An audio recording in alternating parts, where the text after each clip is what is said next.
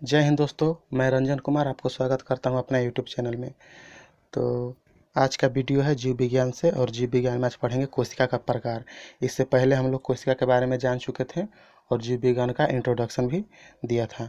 और आज कोशिका के अंग, कोशिका के प्रकार के बारे में जानेंगे। और अगर मेरे चैनल पर नए हैं तो मेरे चैनल को सब्सक्राइब ज़रूर कर लीजिएगा और बेल आइकन प्रेस कर दीजिएगा।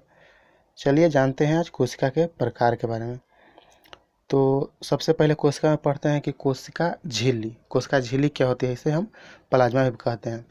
तो कोशिका एक प्रकार की झिल्ली है। जैसे मैं आपको समझाने के लिए बताता हूँ कि अगर कहीं आप दुकान में जाते हैं तो एक झिल्ली में हर चीज़ को डालते हैं, जैसे धनिया, मिर्चा, हल्दी, जितना हर चीज़ हो गया उस झिल्ली में डालते हैं। इसी प्रकार आप समझिएगा कि कोशिका झिल्ली भी वही एक झिल्ली की तरह है, और बाकी उसके अंग सभी उसके अंदर होते हैं। तो यह एक प्रकार का झिल्ली है। यह जंतु तथा पादप दोनों में पाया जाता है। यह कोशिका के अंदर सभी अंग इसी झिल्ली के अंदर रहते हैं। यह कोशिका के अंदर जाने वाले पदार्थ को नियंत्रण करता है। यह अर्धपरागम्य झिल्ली की बनी होती है, जो कि कुछ वस्तु को ही अंदर जाने देता है।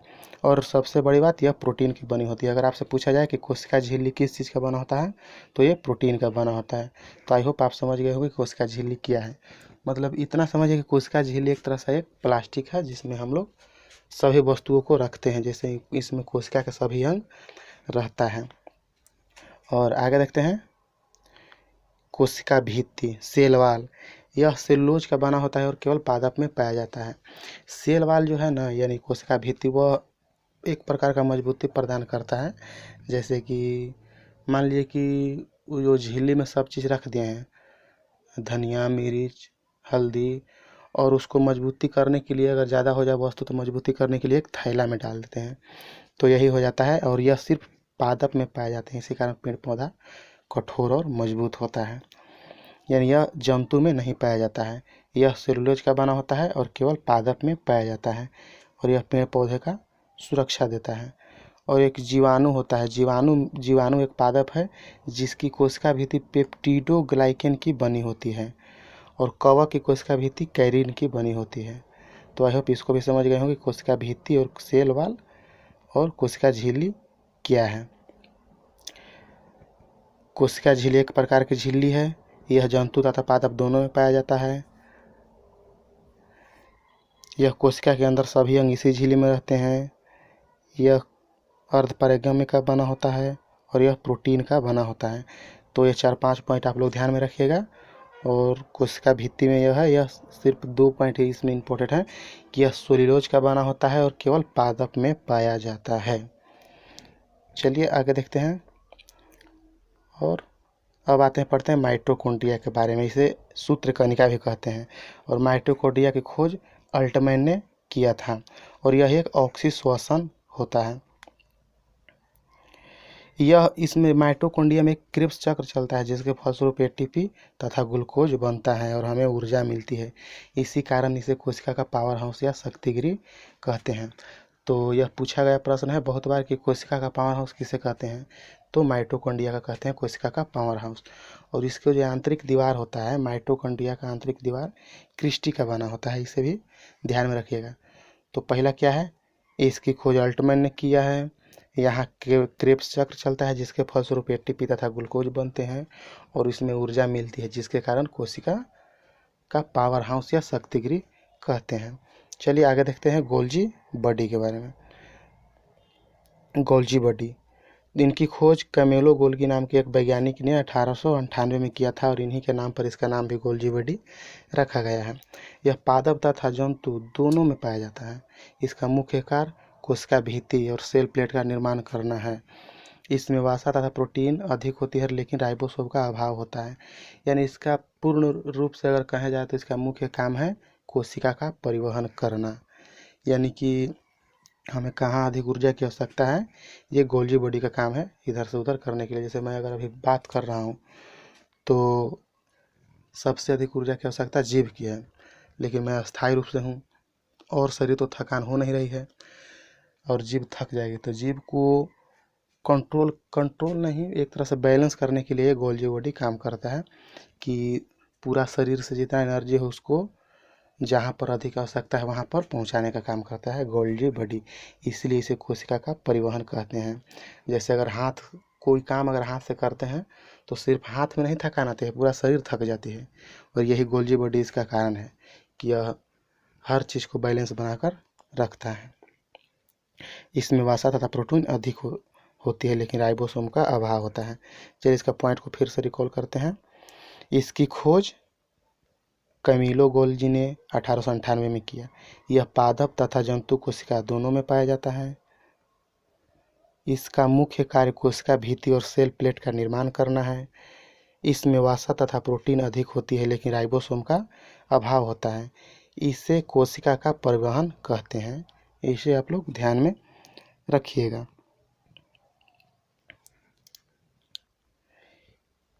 यहाँ पर देख लीजिए कोशिका का एक चित्र है जिसमें हर चीज़ को दिखाया गया है। ऐसे आप लोग आगे पढ़ते जाएगा तो समझिएगा कि क्या है। यहाँ पर देखिए ये है माइटोकॉन्ड्रिया, ये देखिए माइटोकॉन्ड्रिया हो गया, ये कोशिका भित्ति हो गया, ये प्लाज्मा झिल्ली, लाइसोसोम, कोशिका द्रव। चलिए जैसे जैसे आगे आगे पढ़ते चलेंगे देखते चलेंगे कौन कहाँ पर है। अब देखते हैं रसधानी, वोकल्स। यह जल को संचित करके रखता है, यानी कि यह जल को संचित करके रखता है। रसधानी में अगर 10% से जल कम गया तो हम लोग को प्यास लगने लगती है। यह जंतु में छोटा और पादप में बड़ा होता है, इसी कारण पेड़ पौधे अधिक जल को संचित करके रखते हैं, लेकिन जंतु कम। रसधानी का मुख्य काम जल को संचित करना है। अब देखते हैं तरकाय, सेंट्रोसोम। सेंट्रोसोम की खोज बोबेरी ने किया था। यह कोशिका विभाजन यानी कोशिका का पुनः निर्माण का कार्य करता है। सेंट्रोसोम यह मस्तिष्क में नहीं पाया जाता है, जिसके कारण तंत्रिका कोशिका में विभाजन नहीं होती है। सेंट्रोसोम मस्तिष्क में नहीं पाया जाता है, यही कारण है कि ब्रेन में चोट लगने से मनुष्य को मृत्यु हो जाती है, क्योंकि उसमें सेल डिवीजन होता ही नहीं है। इसलिए हम लोग को हेमलेट लगाने के लिए पुलिस राय देती है। यह केवल जंतु कोशिका में पाया जाता है। पादप कोशिका में कोशिका विभाजन सेल प्लेट के द्वारा होता है, और लीवर में अधिक और ब्रेन में नहीं होता है। यानी कि सेंट्रोसोम लीवर में सबसे अधिक होता है, इसी कारण अगर लीवर को काट भी दिया जाए तो वो पुनः फिर से ठीक हो सकता है, और ब्रेन में एकदम ही नहीं रहता है। तो सेंट्रोसोम के बारे में 4-5 बातें को आप ध्यान में रखिएगा कि इसकी खोज बोबेरी ने किया था। यह कोशिका विभाजन करता है, यानी कि कोशिका का पुनः निर्माण करता है। यह मस्तिष्क में नहीं पाया जाता है, जिसके कारण तंत्रिका कोशिका में विभाजन नहीं होती है। यह केवल जंतु कोशिका में पाया जाता है। पादप कोशिका में कोशिका विभाजन सेल प्लेट द्वारा होता है, यानी सेंट्रोसोम नहीं रहता है, सेल प्लेट द्वारा पादप में होता है। और सेंट्रोसोम लीवर में अधिक और ब्रेन में एकदम नहीं पाया जाता है। अब आते हैं अंतःप्रद्रव्य जालिका यानी एंडोप्लाज्मिक रेटिकुलम। तो एंडोप्लाज्मिक रेटिकुलम को हम लोग समझते हैं। यह कोशिका के अंदर से आंतरिक सहायता देता है, तो इसे कोशिका का आंतरिक कंकाल कहते हैं। जैसे आपको समझाने के लिए बताओ कि अगर घर बनाने के लिए जो पिलर होता है ना, पिलर, इसी में यह कोशिका में अंतःप्रद्रव्य जालिका को एक तरह से कोशिका का पिलर मान लिया जाए। यह 2 प्रकार का होता है, एक स्मूथ ER यानी एंडोप्लाज्मा रेटिकुलम, और एक रफ ER। तो जो स्मूथ R होता है, स्मूथ ER, इसमें कार्बोहाइड्रेट तथा वसा का निर्माण होता है, और जो रुखड़ा या खुरदुरा होता है इसमें राइबोसोम होता है। यही कारण है कि इसमें प्रोटीन का निर्माण होता है। तो देखिए इसको आपको मैं फिगर के थ्रू बताने वाला हूँ। यहाँ पर देखिए, यहाँ पर ये रफ है और ये स्मूथ है। ये जो रफ वाला है इसमें ही राइबोसोम पाया जाता है, और यहीं से प्रोटीन का निर्माण होता है। और यहाँ पर स्मूथ R में यानी कि ये चिकना वाला में सिर्फ वसा का निर्माण होता है। तो आई होप समझ गए होंगे। और ER का मतलब एंडोप्लाज्मिक रेटिकुलम। तो अंतःप्रद्रव्य जालिका के बारे में भी आप लोग समझ गए होंगे। यह कोशिका के अंदर आंतरिक सहायता देता है, अतः इसे कोशिका का आंतरिक कंकाल कहते हैं। कोशिका का कंकाल किसे कहते हैं? तो एंडोप्लाज्मिक रेटिकुलम को। यह 2 प्रकार का आता है, स्मूथ ER और एक रफ एयर, और रफ एयर में राइबोसोम होता है। यही कारण है कि प्रोटीन का निर्माण होता है। आगे देखते हैं राइबोसोम के बारे में। तो राइबोसोम कोशिका के अंदर का सबसे छोटा अंग होता है राइबोसोम, अतः यह प्रोटीन का निर्माण करता है। जैसे अंतःप्रद्रव्य जालिका में भी राइबोसोम होता है और उसमें प्रोटीन बनाता है। तो समझ चुके हो कि राइबोसोम का काम ही है प्रोटीन बनाना, तो इसीलिए इसे प्रोटीन का कंपनी, प्रोटीन का फैक्ट्री, प्रोटीन का जो कुछ कह लीजिए, लेकिन एग्जाम में पूछता है कि प्रोटीन का फैक्ट्री किसे कहते हैं, तो राइबोसोम को कहते हैं। और अगर सेडिमेंटेशनल कोफिशिएंट के आधार पर राइबोसोम को देखा जाए तो दो प्रकार का होता है, एक 70S और एक 80S। एस का मतलब सेडिमेंटेशनल कोफिशिएंट। तो 70S ये छोटा होता है और हल्का होता है तथा प्रोकैरियोटिक कोशिका में पाया जाता है, और 80S यह भारी होता है तथा यूकैरियोटिक कोशिका में पाया जाता है। आपको साफ साफ बता दूं कि 70S छोटा होता है, 80S बड़ा होता है। 70S को देखने के लिए आपको माइक्रोस्कोप की आवश्यकता पड़ सकती है, लेकिन 80S को आप देख सकते हैं ऐसे ही। तो राइबोसोम का मुख्य पॉइंट है कि प्रोटीन का फैक्ट्री कहते हैं इसे, राइबोसोम को, और इसमें प्रोटीन निर्माण होती है। और ये प्रोकैरियोटिक और यूकैरियोटिक को बहुत अच्छे तरह से अगला वीडियो में देख के समझेंगे। तब तक के लिए इतना ही आप लोग समझिए। और अब देखते हैं 9वां पॉइंट, केंद्रक के बारे में। तो केंद्रक यानी न्यूक्लियस, इसकी खोज रॉबर्ट ब्राउन ने किया। केंद्रक की खोज रॉबर्ट ब्राउन ने किया। यह कोशिका को नियंत्रण करता है, अतः इसे कोशिका का दिमाग कहते हैं।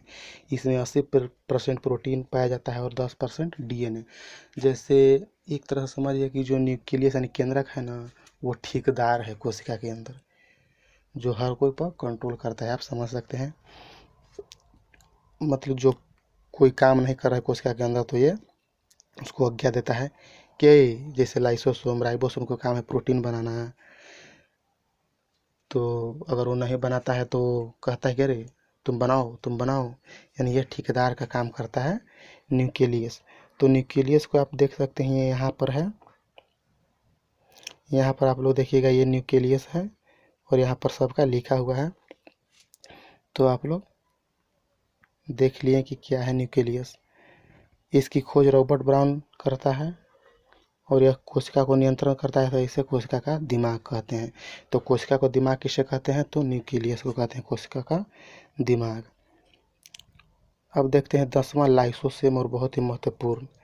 इससे तो प्रश्न बनता ही है, अगर कोशिका के बारे में प्रश्न पूछे तो इसी से प्रश्न ज़्यादा पूछता है।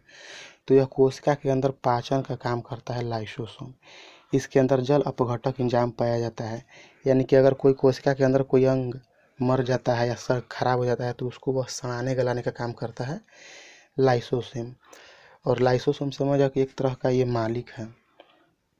अगर कोई काम नहीं करता है तो उसको बोलता है कि अरे, जैसे राइबोसोम प्रोटीन नहीं बनाता है तो ये बोलेगा कि तू क्या कर रहा है, तो फिर सब सही ढंग से चलने लगता है। लेकिन जब एक बार ऐसा समय आता है कि पूरी की पूरी कोशिका काम करना बंद कर देती है, तो यह गुस्सा से लाल हो जाता है और फट जाता है, और पूरा कोशिका का पूरा अंग को मार देता है। तो इसीलिए एक आत्महत्या की थैली या एटम बम भी कहा गया है, और इसकी खोज डूबे ने किया था। और आरबीसी के अंदर लाइसोसोम नहीं पाया जाता है। देखिए, आरबीसी के जीवन काल 120 दिन की होती है और इसके अंदर लाइसोसोम नहीं पाया जाता है। तो जब यह आरबीसी की मृत्यु हो जाती है तो लाइसोसोम तो है नहीं कि इसे सड़ाया गलाएगा, तो आरबीसी मरने के बाद यह स्प्लीन यानी प्लीहा के अंदर चला जाता है, जिसके कारण हम स्प्लीन को आरबीसी का कब्र भी कहते हैं। यह प्रश्न पूछा भी गया है कि आरबीसी का कब्र किसे कहते हैं, तो स्प्लीन को कहते हैं आरबीसी का कब्र। और लाइसोसोम के बारे में, तो यह एक कोशिका के अंदर पाचन का कार्य करता है, यानी कि जो कोशिका के अंदर जो भी अंग खराब हो गया तो उसे सड़ा गला देगा, नहीं सड़ा गला देगा तो फिर दिक्कत हो जाएगी। इसीलिए हर चीज़ का सिस्टम बरियार बैठाकर प्रकृति ने भेजा है हम लोग को। और जब पूरी तरह से कोशिका काम नहीं करता है तो यह खुद को फाड़ लेता है और सबको मार देता है, तो कोशिका को नष्ट कर देता है। और आत्महत्या की थैली भी लाइसोसोम को कहते हैं। यही 2 पॉइंट मुख्य है इसके अंदर लाइसोसोम के बारे में। अब पढ़ते हैं जीव द्रव्य के बारे में। जीव द्रव्य यानी जीव द्रव्य क्या है, जैसे अगर हम लोग कोई सामान खरीदते हैं, जैसे मोबाइल खरीदते हैं तो मोबाइल के अंदर थर्माकोल, कूट बहुत अच्छा तरह से उसको सेफ करके बैठा दिया जाता है ताकि यह टूटे फूटे ना। जीव द्रव्य भी वैसा ही है। कोशिका के अंदर जितना भी अंग है वह इधर से उधर ना हो, इसके लिए वह पूरा जीव द्रव्य से भर दिया जाता है। इसकी खोज पुरकिंजे ने किया है। जीव द्रव्य की खोज पुरकिंजे नामक वैज्ञानिक ने किया है। यह एक तरल गड्ढा पदार्थ है और इसे जीवन का आधार कहते हैं, यानी जीव द्रव्य को जीवन का आधार भी कहते हैं। सभी जैविक क्रियाओं को इसी तरह के अंदर होती है, यानी कि सभी जैविक क्रिया हैं जो यही जीव द्रव्य के अंदर ही होता है। यानी कोशिका है तो उसमें बिना जीव द्रव्य का कोई अस्थायी रूप से रहेगा ही नहीं, तो समझिए कि कोशिका से ही हम लोग का शरीर बना हुआ है। तो यही कारण है कि सभी जैविक क्रिया इसी तक के अंदर होती है और इसमें 80% भाग जल का बना होता है। इसका नाम ही है जीव द्रव्य, तो ये जल का बना ही होगा। और यह 2 प्रकार का होता है। जीव द्रव्य 2 प्रकार का होता है। आइए जीव द्रव्य का प्रकार देखते हैं। जैसे देखिए, एक जीव द्रव्य होता है कि केंद्रक के अंदर जो होता है तो उसे न्यूक्लियस द्रव्य कहते हैं, और एक होता है केंद्रक के बाहर, और दोनों को मिलाकर हम साइटोप्लाज्मा कहते हैं। तो आई होप आप लोग जीव द्रव्य के बारे में भी समझ गए होंगे। इसकी खोज पुरकिंजे ने किया। यह एक तरल गड्ढा पदार्थ होता है, इसे जीवन का आधार कहते हैं। मतलब यह सभी जैविक क्रियाओं इसी के अंदर होती है। इसका 80% भाग जल का बना होता है और यह 2 प्रकार का होता है। तो जो केंद्रक में होता है तो केंद्रक द्रव्य हो गया, और एक केंद्रक का बाहर होता है, और दोनों को मिलाकर ही साइटोप्लाज्मा यानी कि जीव द्रव्य बनता है। तो आई होप आप लोग को यह अच्छी तरह से समझ में आया होगा, और अगर वीडियो पसंद आया हो तो लाइक, शेयर और सब्सक्राइब जरूर कीजिएगा। तब तक के लिए जय हिंद।